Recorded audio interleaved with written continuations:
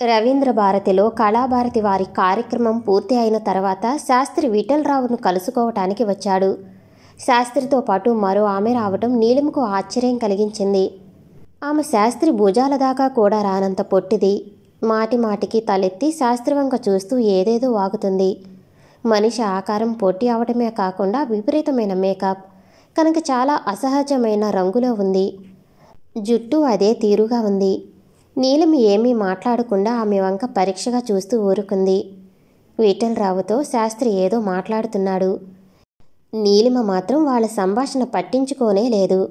విఠలరావుతో ముచ్చట్లు అయిన తర్వాత శాస్త్రి నీలిమ వంక చూసి నవ్వాడు. శాస్త్రి 3 గంటల సేపు సుమారుగా పాడినా ఏమాత్రం అలసట మొహంలో కనబడకుండా పొద్దున్నే నిద్రలేవగానే ఎలా ఫ్రెష్గా ఉంటాడో అలాగే ఉన్నాడు. చివరకు శాస్త్రి నీలిమతో తనతో వచ్చిన స్త్రీ రూపాన్ని చూపిస్తూ, ఈవిడిగారు సరస, మంచి సంగీత విద్వాంసురాలు, మంచి గాత్రం అంటూ పరిచయం చేస్తూ నీలిమని విఠలరావుని కూడా సరసకు పరిచయం చేశాడు. సరసను చూసిన వాళ్ళెవరూ ఈవిడ పాడుతుందని అనుకోరు, కానీ సినిమాల్లో వేషాలేసే మనిషిని వెంటనే ఎవరూ చెప్పక్కర్లేకుండానే అనుకుంటారని అనుకుంది. విఠలరావు కారులో 4 హోటల్కు వెళ్లారు. ఆ హోటల్లో ఉన్న బిల్డింగును వెనకాల బోలెడు కథ ఉంది. ఈ బిల్డింగులో హోటల్ పెట్టకముందు దీన్ని హిల్ పోర్ట్ ప్యాలెస్ అనేవారు. అది అప్పటి హైదరాబాద్ పాలకుడు 7వ నిజాము మీర్ ఉస్మాన్ అలీ ఖాన్ గారి 2వ కుమారుడు ప్రిన్స్ మొజంజా నివాసం. అయితే నిర్మించింది మాత్రం నైజాం నవాబు గారు మాత్రం కాదు, దాన్ని కట్టించిన సర్ నిజాం జంగ్ గారు. ఈ నిజామత్ జంగ్ గారు రాజకుటుంబాలకు చెందకపోయినా మంచి కుటుంబానికి చెందినవారు. ఆయన తండ్రి రఫత్ ఎర్ల్ జంగ్ గారు నంబర్ 1 సూబేదారుగా పనిచేశారు. ఆ రోజుల్లో సూబేదారు అంటే ఇప్పటి గవర్నర్ లాంటిది. నిజామత్ జంగ్ గారి సోదరుడు పేరు కూడా రఫత్ అమర్ జంగ్. ఈ జంగ్ అనేవి బిరుదులు. అసలు పేర్లు ఎవరికీ తెలియవు, కానీ ఈ పేర్లు మాత్రం నవాబు గారి పరిపాలనలో ప్రసిద్ధే. నిజామత్ జంగ్ గారికి చిన్నప్పుడు సర్ వాల్టర్ స్కాట్ నవల అంటే చాలా ఇష్టం. ఆయన వర్ణించిన పాతకాలపు కోటలు ఆయన ఇంగ్లాండ్లో చదువుకునే రోజుల్లో చూసి వచ్చాడు. మంచి కవి ఇంగ్లీష్లో. సరోజినీ నాయుడుకు మంచి స్నేహితుడు.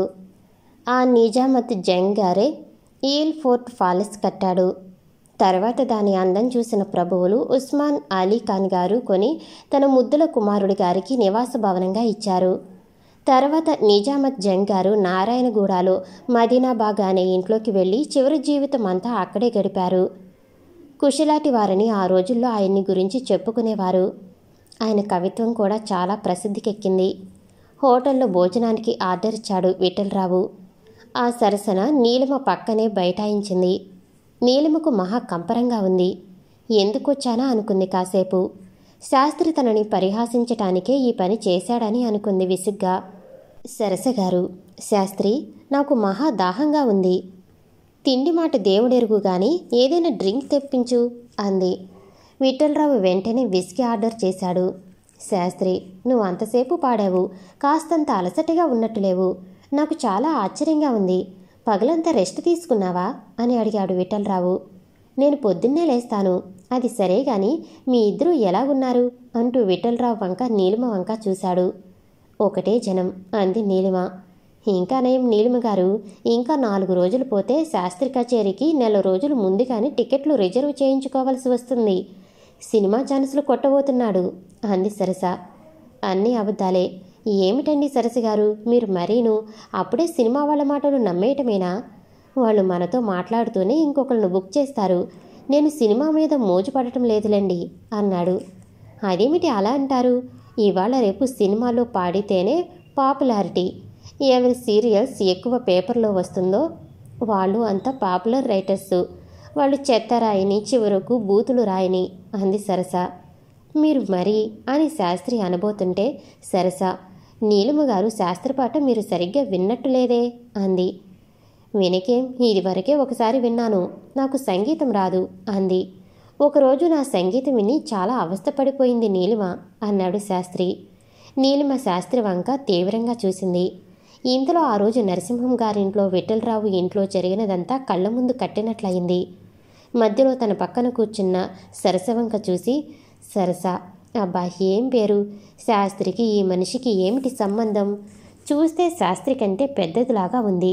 ఎంత మేకప్ చేసుకున్నా కానీ పైగా శాస్త్రిని ఏకవచనంలో సంబోధిస్తుంది అనుకుంది తనలో. సరస ఈ మాట విఠలరావుతో మీరు పాడతారా అని అడిగింది. నేనా పాడటమా అంటూ విరగబడి నవ్వాడు విఠలరావు. విఠలరావు గారు, ఇక్కడ బాగా ఒక్కగా ఉంది, ఒక్కసారి బయట తిరిగి వద్దామా అంది శాస్త్రికి ఆ హోటల్ బాగా తెలియకపోవటం చేత. పదండి అంటూ విఠలరావు దారి తీయగా ఇద్దరూ బయటికి వచ్చారు. ఇంకా బేరర్ సర్వ్ చేయలేదు వాళ్ళకి. శాస్త్రి నీలిమ ఇద్దరే ఉన్నారు అక్కడ. ఎవతి అది అని శాస్త్రిని అడిగింది. ఎవతేమిటి, సరసాని ఇందాక చెప్పారుగా అన్నాడు శాస్త్రి. ఏం పాడుతుంది? అన్నీ పాడుతుంది. అంటే క్లాసికల్ సాంగ్స్, లైట్ సాంగ్స్. ఎవరన్నా వింటారా? వినికేం జనం విరగబడతారు. మా ప్రాణానికి ఎల్లారీశ్వరి లాంటిది. కచేరీలో మాతో పాటు ఉందంటే చచ్చామే. ఒకటే ఈలలు చప్పట్లును. మీ అమ్మగారు ఈవిడతో తిరుగుతుంటే ఊరుకుంటుందా అంది. ఏం, ఎందుకని? వాళ్ళిద్దరూ మంచి ఫ్రెండ్సు. అలాగా, నువ్వు 4 రోజులు ఆమెతో స్నేహం చేస్తే ఆవిడంత మంచిది లేదంటావు అన్నాడు. ఏమో నాకేం తెలుస్తుంది అంది. నువ్వు పెళ్లి చేసుకోబోతున్నందుకు నేను అభినందించట్లేదనా నీ అక్కస్సు అన్నాడు. కళ్ళు పెద్దవి చేసి నువ్వు మాట్లాడేదేమిటి అన్నట్లుగా చూసింది. ఒక అసమర్థుడు ఒక ఆడపిల్లకు అన్యాయం చేయబోతున్నాడంటేను అభినందించగలనా అన్నాడు. నువ్వు విఠలరావుని ఎందుకు అవమానిస్తావు? నువ్వు అతని స్నేహితుడివే ఉండి కూడా. నేను అతనిని ఎప్పుడూ అవమానించను. అతనికి కీడు జరిగితే సహించను. అతనికి మేలు జరగకపోగా ఇతరులకు కీడు జరుగుతుందనే నా బాధ. తర్వాత అతను బాధపడటం నేను చూడలేను. పైగా అతను ఇలాంటి వ్యవహారాల్లో తిరగటం నాకిష్టం లేదు. ఎలాంటి వ్యవహారాలు? అతని హోటళ్లకు, సినిమాలకు, పాట కచేరీలకు వచ్చే మనిషి కాదు అన్నాడు. నేను రమ్మన్నానా? నువ్వు రమ్మనక్కర్లేదు. నీ మోజులో పడి వస్తున్నాడు. అతను అనారోగ్యవంతుడు, ఆవిటివాడును. అందుకని అతను తిరగటానికి నేను అంగీకరించట్లేదు. అంటే నన్నేం చేయమంటావు? పెళ్లి చేసుకుని బంజారా హిల్స్లో ఆ ఇంట్లో ఓ మూలపడి ఉండమంటారా అని అడిగింది. నువ్వు అతన్ని చచ్చినా చేసుకోవు అని ఖచ్చితంగా చెప్పినట్టుగా చెప్పాడు.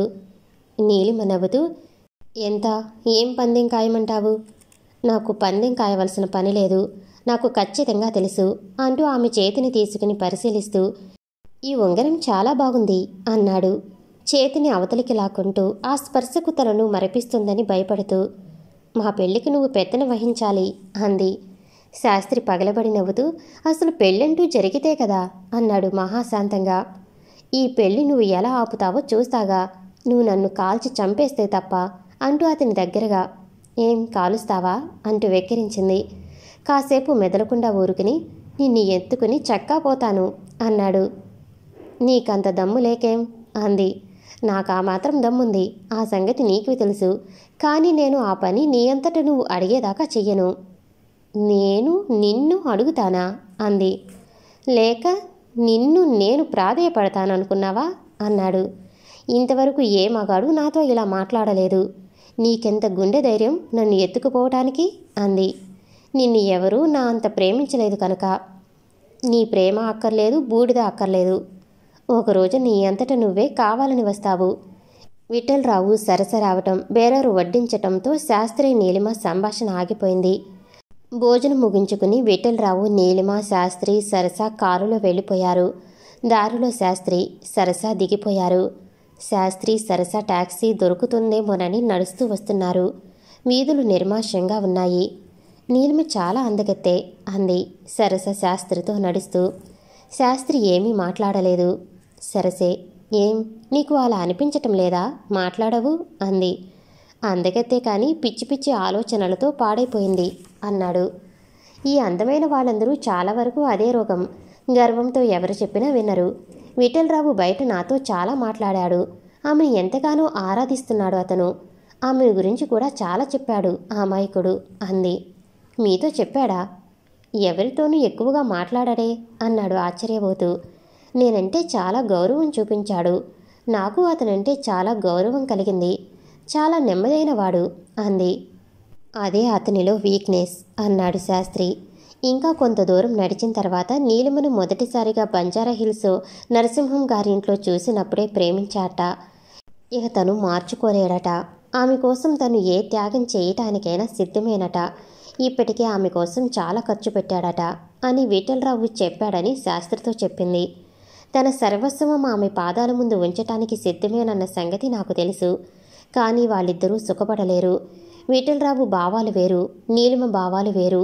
4 రోజులు గడిచేసరికి ఇద్దరూ భద్రశత్రువులుగా తయారవుతారు. నీలిమకు ఫాస్ట్ లైఫ్ ఇష్టం, విఠలరావుకు శాంతిగా ఉండే రిటైర్డ్ లైఫ్ ఇష్టం. వీరిద్దరికీ ఎలా కుదురుతుంది అన్నాడు. ఏమో, విఠలరావు కోసం నీలిమ తన అలవాట్లు మార్చుకుంటుందేమో, ఎవరు చెప్పగలరు? నీలిమ చచ్చినా మార్చుకోదు. తన స్వంత పేరే మార్చుకుని నీలిమ అని పేరు పెట్టుకుంది. అయితే నీలిమ అసలు కాదా? అది ఏదో పాతకాలపు పేరు, నవలలు సినిమాలు చూసి తగిలించుకున్న పేరు. అయితే గ్రంథసాంగురాలన్నమాట. నాకు ఆ వివరాలు తెలియవు, కానీ బాగు చేయవచ్చు. బాగుపడుతుందా? విఠలరావు వల్ల చచ్చినా కాదు. ఇంతలో ఓ టాక్సీ వస్తుంటే ఆపి దాంట్లో తమ దారిన తాము వెళ్ళిపోయారు ఆ రాత్రి. కావమ్మ నీలిమ పడకగది తలుపు కొద్ది తీసి తలకాయ లోపలికి పోనిచ్చి విసుగ్గా, మెలకువతో ఉన్నావటే అంది. నీలిమ యువతలకు తిరిగి కుడి చెయ్యి పక్క మీద పారేసి, ఏమిటమ్మా గోల, నన్ను పడుకోనియ్యి. నువ్వు పో అంది కళ్ళు తెరవకుండానే. నీలిమ మొహం సగం వరకు దిండులో దాక్కుంది.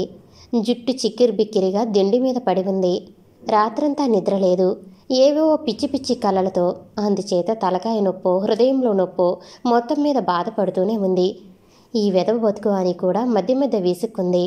రాత్రి విఠలరావు ఆమెను ఇంటి దగ్గర దింపేసి పొద్దున్నే విమానంలో బొంబాయి పోతున్నాను, వారం రోజుల దాకా రానని మరీ చెప్పిపోయినాడు. విఠలరావు ఊళ్ళో లేకపోవటం ఆమెకి బాగానే ఉంది. కాస్త స్వేచ్ఛగా తిరగొచ్చు. ఊళ్ళో తన చూడని స్థలాలు చాలా ఉన్నాయి. ఇదివరకు తిరగటానికి డబ్బుండేది కాదు. ఇప్పుడు ఆమెకు ఆ ఇబ్బందే లేదు. విఠలరావు తిరిగి వచ్చేదాకా ఊళ్ళో సినిమాలన్నీ చూసి తిరగవలసిన చోట్లన్నీ తిరిగేయాలనుకుంది. విఠలరావుని ఎంత ప్రేమించకపోయినా అతను వారం రోజుల దాకా కనబడడు అనే విషయం జ్ఞాపకం వచ్చేసరికి ఆమెకి ఏదో ఒంటరితనం ఆవహించినట్లుగా ఉంది. చేతిని ఉన్న ప్రధాన ఉంగరం తీసి అవతల దాచింది. ఏమిటి ఆ పని? తప్పు కాదు. ప్రధాన ఉంగరం తీస్తారా అంది అక్కడే కదలకుండా ఉన్న కావమ్మ. వేలుని ఉంటే ఎక్కడన్నా పారేసుకుంటానేమోనని తీసి దాస్తున్నాలే. అది వేలికి లేకపోతేనే ఎక్కడో పెట్టి మర్చిపోయి పారేసుకునే ప్రమాదం ఉంది. అందుకని నా మాట విని వేలుని ఉంచుకో అంది కావమ్మ. నాకు వేలుని ఉంటే పోతుందని భయంగా ఉంది. నా ఇష్టం, తీసి దాచుకుంటాను. రాత్రి శాస్త్రి సరసా గుర్తుకొచ్చారు నీలిమకు. సరస్సును గురించి పెద్దగా విచారించవలసిన పని లేదు, అసూయపడవలసిన పని లేదు అనుకుంది. రాత్రి విఠలరావు శాస్త్రితో బొంబాయి పోతున్నానని చెప్పాడు కనుక శాస్త్రికి విఠలరావు ఊళ్ళో లేడని తెలుసు. తెలిసి ఒకవేళ వస్తే శాస్త్రితో బయటికి వెళ్తే ఏం కొంప ముంచుకుపోయింది? వివాహం నిశ్చయమైన తర్వాత ఎవరితో మాట్లాడకూడదని ఏమన్నా రూలుందా? కానీ శాస్త్రితో బయటికి వెళ్ళటం ఇతరులతో వెళ్ళటం లాంటిది కాదే. తను ఆలోచిస్తున్నట్టే శాస్త్రి కూడా ఆలోచిస్తున్నాడా? మిత్రుడు లేనప్పుడు మిత్రుడికి నిర్ణయించబడిన స్త్రీతో మాట్లాడవచ్చా లేదా అనుకుంటున్నాడా? అసలు తన గురించి ఏం ఆలోచిస్తూ ఉంటాడనే ఆమె బాధ. విఠలరావు లేకపోవటం చాలా తలనొప్పయిందే. ఆ మానవుడు ఉంటే ఈ ఆలోచనలే రావు కదా అనుకుంది. కావమ్మ ఇంకా అక్కడి నుంచుని ఉండటం చూసి, పోవమ్మా, పోయి నీ పని చూసుకో, ఎందుకు అక్కడ తలుపు దగ్గరే వేలాడతావు అంది. ఇంకా కావమ్మ కదలకుండానే నించుంది. మళ్ళీ నీలిమ విసుక్కునేసరికి నాకు చావొచ్చింది. వాడెవడు శేషగిరట. ఇందాకటి నుంచి ఫోనులో ఒకటే గొడవట. పని మనిషి చస్తుంది అక్కడ. దానికి నిన్ను లేపటానికి భయం వేసి నన్ను తోలింది. నువ్వు నన్ను పో అని చంపకు తింటున్నావు. వాడు పోడు పట్టుకుని వదిలేట్టు లేడు. ఆ మోతతో నా తల పట్టుకుపోతుంది. నువ్వు నిద్రపోతున్నావని చెబితే లేపమంటున్నాడు. నువ్వు చెప్పమంటే నువ్వు చచ్చిపోయావని చెబుతాను. ఇక అంతకంటే ఏం చెప్పినా ఆ వెధవతో లాభం లేకుండా ఉంది. అయినా ఆ చచ్చినాడితో నీకేం పని? ఇదివరకు పోట్లాడుకు చచ్చింది చాలకనా? ఎందుకు మళ్ళీ మాటలు? మళ్ళీ ఫోన్ చేశావంటే చెప్పు తీసుకు తంతాను అని చెప్పమంటావా అని ఏడాపేడా వాగుతుంటే తప్పదన్నట్లుగా పక్క మీద నుంచి లేచి నిలబడ్డది నీలిమ. నాకు వాడితో స్నేహం చేయాల్సిన కర్మ పట్టలేదు. రాత్రి నా కర్మ కాలి రవీంద్ర భారతిలో కనబడ్డాడు. అడ్రస్ చెప్పాను, ఫోన్ చేసి ఉంటాడు. నేనే వెళ్ళి చెబుతాను అంటూ లేచి బట్టలు సర్దుకుని అద్దంలో చూసుకుంటుంటే, ఫోనులో నీ మొహమేమీ కనబడదులే, వాడికి సింగారించుకోవలసిన అవసరం లేదు. ఏదో తొందరగా చెప్పి దాను నోరు నొక్కు, నా ప్రాణం తేరుకుంటుంది అంది కావమ్మ. నీలిమ నవ్వుకుని వెళ్ళి రిసీవర్ తీసుకుంది. హలో అనగానే, నువ్వా నీలిమ? నేను శేషగిరిని మాట్లాడుతున్నాను. నేను తెల్లారి నీకోసం 6 సార్లు ఫోన్ చేశాను. నువ్వు ఇప్పటికి గాని దొరకలేదు అన్నాడు. అసలు నీకు ఫోన్ నెంబర్ ఎట్లా తెలిసింది? ఎలాగో సంపాదించాను. నువ్వు చేసిన పని ఏమీ బాగుండలేదు. నేను నిద్రపోతున్నాను. అప్పుడే ఏం కొంప మునిగిపోయిందని ఫోన్ చేశావు? సారీ నీలిమా, నాకు నీతో మాట్లాడాలనిపించింది. ఇంతసేపు నిద్రపోతున్నావు అనుకోలేదు. రాత్రికి నీకు డిన్నర్ ఇద్దామని. ఎక్కడా? నీ ఇష్టం. ఏ హోటల్లో అంటే అక్కడ. ఓ సినిమా చూసి తర్వాత ఎక్కడ వీలుగా ఉంటే అక్కడ తిందాం. ఏమంటావు? విఠలరావు గారు ఏమన్నా అంటారా అని అడిగాడు. ఆయన ఊళ్ళో లేడు. అయితే ఇంకేం, మరీ మంచిది. ఏమిటి మంచి? ఆయన ఊళ్ళో లేకపోతే నాకేం తోచటం లేదు. నువ్వు ఫోన్ చేస్తావని నాకేం తెలుసు అంది. అతడు నవ్వటం ఆమెకు ఫోనులో వినబడ్డది. భయపడ్డావా అన్నాడు. దేనికి భయం అంది. ఏం లేదులే. సరే, నువ్వు 6 గంటలకల్లా తాజ్మహల్ హోటల్ దగ్గరకు రా. అయినా ఇంట్లో కూర్చుని అందాక ఏం చేస్తావు? కూర్చుని నిన్ను గురించి ఆలోచిస్తాను పాపం అంది. చాలా దారుణం నీలిమా, నువ్వు నన్ను అలా తీసి పారేయటం. మనం ఎలాగైనా పాత స్నేహితులం. వస్తావుగా అన్నాడు. రానని చెప్పవే, వాడు నీ కొంప తీయటానికి చూస్తున్నాడు అంది బిగ్గరగా కావమ్మ. నేను వస్తాలే, తలనొప్పిగా ఉంది. నువ్వు ఎప్పుడు రమ్మంటావో నువ్వు బయలుదేరేటప్పుడు ఎక్కడి నుంచున్నా ఫోన్ చెయ్యి అని పెట్టేసింది. ఆ అదృష్టం మందలం ఎక్కిస్తుంటే బుద్ధి బురదలోకి ఈడుస్తుంది అంది కావమ్మ నీలిమను చూసి హేళనగా. నేనేమీ తప్పు పని చేయబోవటం లేదు. వాడి పెళ్ళం ఎక్కడ తగలడింది? పుట్టింట్లో. నువ్వు ఊళ్ళో లేవని నీ మొగుడు ఇంకో దానితో ఊరట్టి తిరిగితే నువ్వు ఊరుకుంటావా చెప్పు అంది కావమ్మ. తప్పకుండా ఊరుకుంటాను. అది మొగుళ్ళని బట్టి ఉంటుంది అంది నీలిమ. వారం రోజులకి మొగుడంటే మొహం మొత్తిందా ఏమిటి? నీలిమ ఏమీ మాట్లాడకుండా కావమ్మకు ఎదురుకుండా సోఫాలో కూర్చుంది. విఠలరావుకు నువ్వు అతను ఊళ్ళో లేనప్పుడు పరాయి మగవాడితో తిరుగుతున్నావని తెలిస్తే ఏమనుకుంటాడు? ఏమీ అనుకోడు. నువ్వు ఉన్నవి లేనివి కల్పించి చెబితే తప్ప. నాకేం పని? విఠలరావు ఊళ్ళో లేడు కనుక ఇంట్లో కూర్చుని అతని స్మరణే చేయమంటావన్నమాట. నేను సరదాగా ఉంటేనే ఆయన సంతోషిస్తాడు. ఆయన నా ఇష్టం నాదేనని చాలాసార్లు చెప్పాడు. తన కోసం నా సరదాలు మానుకోవద్దన్నాడు. ఆయన ఇష్టమయ్యి ఎవరితోనన్నా ఆడదానితో హోటల్కో సినిమాకో పోతే నేనేమీ అడ్డం చెప్పను అని నీలిమ నిష్కర్షగా చెప్పింది. అతను అలాంటి వాడేం కాదు. కాకపోతే చాలా మంచిది.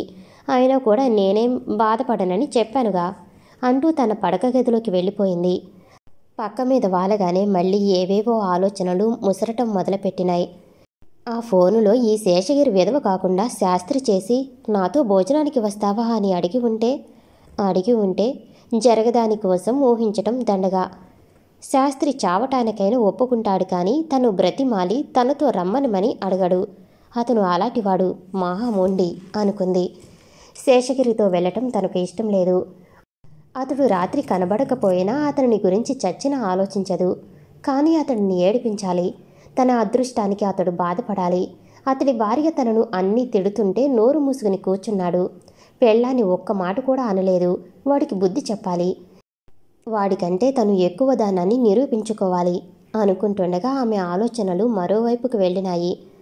ఆదిలక్ష్మమ్మ గారు బ్రతికి ఉంటే ఇప్పుడు తనను శేషగిరి వెంట వెడితే ఊరుకునేదా అనుకుంది. ఆమె నవ్వుతూ తన వంక చూస్తున్నట్టుగా అనిపించింది. అమ్మా, నువ్వు బ్రతికి ఉంటే నా జీవితం మరో రకంగా ఉండేది కదా అంది తెలియకుండానే. మరొక అయితే? ప్రతిదానికి తన బతుకు అయితే ఛీ, అయితేకి అంతం లేదు. సరిగ్గా 6 గంటలకు ఫోన్ చేశాడు శేషగిరి. ఇద్దరూ పాకీజా సినిమా చూశారు. సినిమా అయిన తర్వాత క్వాలిటీలో భోజనం చేసి ట్యాంక్ బండ్ మీద బెంచీలో కూర్చున్నారు చల్లగాలిలో. నీలిమ బెంచీకి చేరగిలబడి కళ్ళు మూసుకుంది. ఏమిటి ఆలోచిస్తున్నావు అని అడిగాడు. ఇంతపాటి మొగాన్ని నేను నీ పక్కగా ఉండగా నీకు ఇంకా ఆలోచనలేమిటి అన్నట్టుగా. కళ్ళు తెరిచి శేషగిరి వంక చూస్తూ మొహం విచిత్రంగా పెట్టి నిన్నే అనుకోరాదు అంది. అబద్ధం, నువ్వేదో బాధపడుతున్నావు అన్నాడు. బహుశా నేను ఇక్కడ నీ పక్కన ఉన్నందుక. సరిగ్గా కూర్చుని నవ్వుతూ నీ గురించి నాకేం బాధలేదు. నేను చాలా హాయిగా ఉన్నాను. ఇక్కడ చాలా ప్రశాంతంగా ఉంది. చల్లగాలి ప్రాణానికి హాయిగా ఉంది కానీ అంది. కానీ ఏమిటి అని అడిగాడు. నాకు ఇప్పుడు విచారించాల్సింది ఏమీ లేదు. డబ్బు ఇబ్బందులు లేవు. అప్పులు గొడవలు లేదు. భవిష్యత్తు ఎలాగా అనే భయం అసలే లేదు. కాసేపు మెదలకుండా ఊరుకుని, విఠలరావు చేసినట్టే నేను కూడా నీకు అన్నీ సమకూర్చేవాణ్ణి అన్నాడు. నువ్వు పెళ్ళైన వాడివి. ఏమైతే విడాకులు ఎంతసేపు? మనం మనల్ని నమ్మిన ఇద్దరి వ్యక్తుల్ని మోసగించటానికి తయారైనట్లుగా చేయకు అంది. అంటే మీ ఆవిడకు ఈ విషయం తెలిస్తే? ఎలా తెలుస్తుంది? అంటే ఆమెకు తెలియకుండా ఉండాలనా? శేషగిరి తాగుతున్న సిగరెట్టు విసిరి అవతల పారేసి కోపంతో, నువ్వు చాలా మారిపోయావు. ఏడాది కింద నాతో లేచిపోయి రావటానికి తయారైన దానివి ఇప్పుడు మంచి చెడు ధర్మపన్నాలు చెబుతున్నావు. ఇదంతా నీకు పుట్టిన బుద్ధా, లేక ఎవరైనా బోధిస్తున్నారా? నాకు ఎవరూ చెప్పలేదు. నా బుద్ధికి తోచినట్టుగా చేస్తున్నాను అంది. నీలిమ, నేను ఒకటి అడుగుతాను, చెబుతావా? చెప్పగలిగిందైతే. నువ్వు విఠలరావుని ప్రేమిస్తున్నావా? ప్రేమించటం అంటే నువ్వనుకున్నట్టుగా కాదు. నాకు ఆయనంటే చాలా ఇష్టం. నాకు చాలా గౌరవం ఆయనంటే. అసలు నువ్వు ఎప్పుడైనా ఎవరినన్నా ప్రేమించావా అన్నాడు శేషగిరి తల హుస్సేన్ సాగర్ వైపు పెట్టి. నాకు ప్రేమంటే నమ్మకం లేదు. శాంపిల్ కోసమన్నా నేనెప్పుడు ఎవరిని ప్రేమించలేదు నువ్వనుకుంటున్నట్టు అంది నీలిమ. అంటే నువ్వు ఒక్కరిని ఎప్పుడూ ప్రేమిస్తూ జీవితాంతం వాడితో గడపలేవన్న మాటేగా. అది అతని ఆర్థిక స్థితిని బట్టి ఉంటుంది అంది. అసలు నీకు హృదయం అంటూ ఒకటున్నదా అని కోపంగా అన్నాడు. ఉంటే నీలాంటి వాడితో ఇలా ఎందుకు వస్తాను అంది అసహనంగా. నేనంత నీచుడినా? ఆ మాట నేననలేదే. మరి ఎందుకు నువ్వు అలా మాట్లాడుతావు? నువ్వు అప్పుడు మా ఆవిడ నిన్ను తిట్టినప్పుడు నీకు వివరంగా చెబుదామనుకుంటే నువ్వు నాకు అవకాశం ఇవ్వందే అన్నాడు. మీ ఆవిడ గొడవ ఎత్తకు. నాలో ఏమాత్రం మంచితనం ఉన్నా అది కాస్తా పోతుంది. నువ్వు దాని సంగతి ఎత్తావా? ఆశ్చర్యంగా ఆమె వంక చూస్తూ, నీకు ఏమిటయింది? నువ్వు చాలా మారిపోయావు. ఎంత తన్నుకున్నా నాకు నీ సంగతి అర్థం కాకుండా ఉంది అన్నాడు శేషగిరి. అప్పుడప్పుడు నేను నాకే అర్థం కాను, నీకెట్లా అర్థమవుతాను? నా జీవితం అంతా కష్టాలతోనే గడిచిపోయింది. ఈ ప్రశాంతత నాకు ఇదివరకు లభించలేదు. గోల, బాధ అంతే. ఇదిగో నీలిమ, నేను సీరియస్గా చెబుతున్నాను. నాకు ఏ కారణంగానైనా విముక్తి లభిస్తే. అంటే నీ ఉద్దేశం? అంటుండగా నీలిమ మధ్యలో అందుకుని, మీ ఆవిడ ఏ కారు కిందన్నా పడటమో లేకపోతే ఎవరితోనన్నా లేచిపోతే. మా ఆవిడ చచ్చినా ఇంకో మొగాడి వంక చూడదు. పతివ్రతే కాకపోతే నాకే ఇష్టం లేదు. ఏ కారణం చేతన్నా మేమిద్దరం విడిపోతే నన్ను పెళ్లి చేసుకోవటానికి నీకేమన్నా అభ్యంతరమా అని అడిగాడు అతడి మొహంలోకి చూస్తూ. లాభం లేదు అంది. ఎందుకని? నేను విఠలరావంత డబ్బు గలవాడిని కాననేగా. డబ్బే అన్నిటికీ కారణం కాదు. నువ్వు ఎప్పుడూ డబ్బే కదా ప్రధానమని చెబుతావు. ఇప్పుడు ప్లేటు మార్చేస్తావేం? నేను నీతో చెప్పానా? చెబితే ఇప్పుడు అలాగే అనుకో. అయితే నువ్వు నన్ను ఎప్పుడూ స్నేహంగా చూడలేదా అన్నాడు దీనంగా. నాకు చాలామంది మగ స్నేహితులున్నారు. వాళ్ళకంటే నిన్ను స్నేహితురాలి మొగుడువని కాస్త చనువు ఎక్కువ ఇచ్చాను. దాన్ని ప్రేమనుకుంటే ఎట్లా అంది తీవ్రంగా. నువ్వు ఎవరిని ప్రేమించలేదంటావు. అందులో అసలు నన్ను ప్రేమించనే లేదంటావు. ఒక రోజున నువ్వు నేను ఇప్పుడు నీ కోసం ఎలా బాధపడుతున్నానో నువ్వు అలాగే బాధపడతావు. అప్పుడు గాని నా బాధ ఏమిటో నీకు అర్థం కాదు అన్నాడు. అవును, నిజమే. శాస్త్రిని కలుసుకున్న దగ్గర నుంచి తాను చాలా బాధపడుతున్నానని అనుకుంది మనసులో.